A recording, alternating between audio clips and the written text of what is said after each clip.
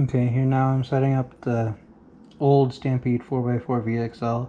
They updated it like a year and a half ago to the Haas model that they discontinued, but they like changed the name to the Stampede 4x4. Kind of lame. The Haas was a good name. But apparently the sales slowed down enough, but oh well, not my problem. So you pull the pins out, you get the body. Not like the new one that pops off, and yeah. This is the VXL, or 3S VXL. Apparently I need to tighten that. You pull the pin out for there, pull the little cover off. These only fit the short ones.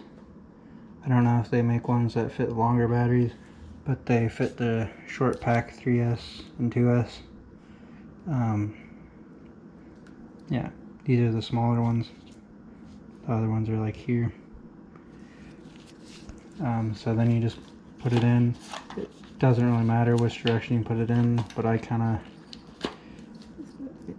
put it closer to the middle. It's a little easier. You just slide it in and push, and then there's a little up.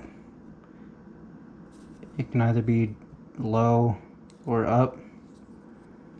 Most of the time, because the batteries are kind of puffy, you have to do it with the up. And then there's a little hole. You just kind of put the little pin through, and then you turn the remote on. The little green means on, and then hit the little button here. Hit the little button, and then the light will turn on. If this is green, it means it can be the lipos. They do make short nickel metal hydride, but with the VXL it's kind of pointless. I'm going to turn it off so you don't have to listen to the fan. But it can fit the nickel metal hydride, but again with the VXL it's not really necessary. So it should be green. The red would be, if it's flashing red, that means it's either hot or it's low battery. Either way you have to unplug the battery. If it's green, you can use this to turn it on and off with the 3S. And then imagine it's on. You can still turn it on with the body on. It's just a little harder to get to, but line up all the holes and then slide the pins on. Kind of doesn't really matter how you put the pins on. It's going to tear up the body no matter what you do. I not generally run without bodies, but it helps some people know which direction is the front, and I'm okay with that, but I know which direction is the front. And then, okay, so I'm going to show you how to do it with, see, you can just kind of push the body and then turn it on, and then